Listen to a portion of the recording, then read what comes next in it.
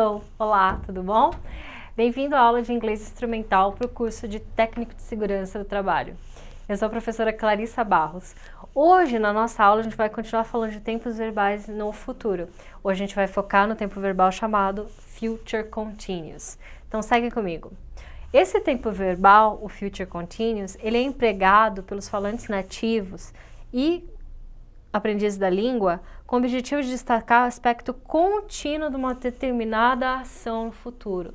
Ou seja, você quer exprimir que algo estará acontecendo, estará em curso em um determinado período no futuro.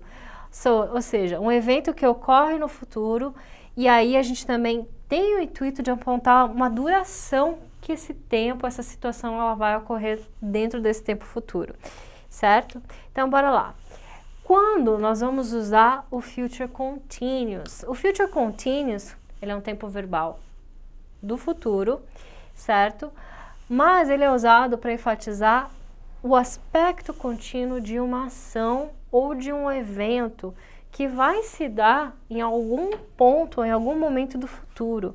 Quando essa ação ocorrer, estaremos no meio dela, ela vai estar ocorrendo. Então, olha o exemplo que eu trouxe aqui para você. Vamos ler a frase. They will be celebrating her birthday when you get home from work. Então, they will be celebrating, eles estarão celebrando aniversário quando você chegar em casa. Ou seja, a gente está falando de uma situação no futuro que estará ocorrendo, que estará no meio do processo quando o outro acontecer. Então, o que acontece? A comemoração acontecerá antes do outro sujeito chegar e ela estará em andamento, certo? Ela estará ocorrendo. Então, o que eu preciso? Para indicar essa ocorrência, essa duração, eu preciso ter um tempo específico no futuro, uma duração que seja. Olha o exemplo aqui. Susan will be eating dinner by 8 p.m. Então, a Susan estará jantando às 8 da noite. Então, naquele período, naquele tempo, a Susan estará jantando, algo estará acontecendo. Nesse exemplo, está bem claro que a gente tem um aspecto durativo da ação, que é o jantar. Então, a partir das 8, algo estará ocorrendo, a Susan vai estar jantando. Vamos dar uma olhada nas principais regras do Future Continuous. Quando a gente fala em relação à estrutura, o Future Continuous ele é formado por 3 verbos. Eu vou ter o sujeito, seguido do sujeito eu vou usar o verbo auxiliar will, mais o verb to be. Esse verb to be, ele vai estar no infinitivo, mais o particípio usando o ing do verbo principal, que é o verbo que vai indicar a ação ou o estado da frase.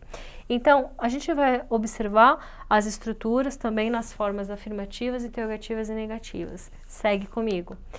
Vamos lá. Na afirmativa, a gente vai usar como base o verbo to work como exemplo, que é o verbo trabalhar. O to work, ele está no infinitivo, está usando o to. Então, olha lá, eu tenho todos os sujeitos. I, you, he, she, it, we, you, they. Verbo auxiliar will, verbo to be e o verbo principal usando ing. Então, você pode ver que ele é um tempo verbal composto, mas ele é um tempo verbal composto que ele não altera com relação ao sujeito.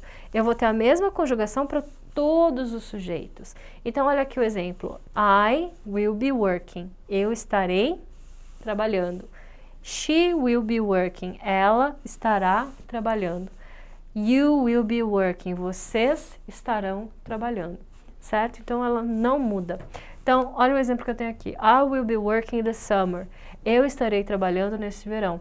Então, quer dizer que durante esse período no futuro, algo estará acontecendo. Eu estarei trabalhando. She will be watching a movie next week.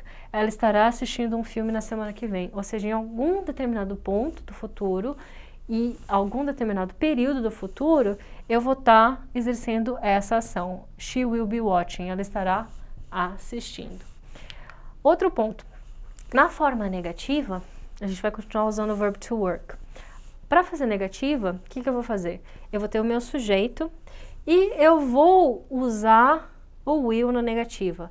Então, eu vou acrescentar a particular not, certo? E o restante da frase continua o mesmo. Vou continuar usando o verbo to be, vou continuar usando o verbo principal com ing, certo? Observe que o verbo ele não é flexionado para nenhuma pessoa.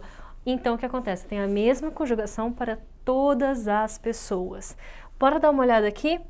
Outra forma de usar o will, a gente pode usar a contração do will com o not. Aí eu vou ter o won't, certo? Para todas as pessoas também. Então, por exemplo, eu posso usar I will ou I won't. You will or you won't. Olha os exemplos que eu tenho aqui na negativa. They won't be traveling when you come to visit grandma. Eles não estarão viajando quando você visitar a sua avó.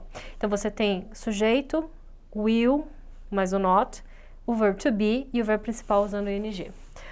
Olha o segundo exemplo. Peter won't be eating cake for a long time. Então, eu tenho o sujeito, Peter, will contraído com o not, o verbo to be e o verbo principal usando o ing. Então, Peter won't be eating, Peter não comerá, não estará comendo bolo por um longo período. Interrogativa. A interrogativa ela é feita com will. O will ele vai ser passado para frente, certo? Do sujeito. Então, tem o will, seguido do sujeito, seguido do verbo to be e o verbo principal no ing. Olha os exemplos que eu tenho aqui. Will they be moving by December? Eles estarão mudando em dezembro? Will you be resting next vacations? Ou seja, você estará descansando nas próximas férias. Então, analisando a estrutura da interrogativa, eu tenho will, seguido do sujeito, seguido do be, seguido do verbo principal com ing. E aí, você forma a sua pergunta, a tua interrogativa. Certo, galera? Então, é isso, pessoal. Hoje a gente falou sobre o Future Continuous. A gente viu que o Future Continuous ele é usado para indicar uma ação que estará ocorrendo em um determinado período do futuro. Então, espero que vocês tenham gostado da nossa aula. Thank you very much. Muito obrigada. And see you next class.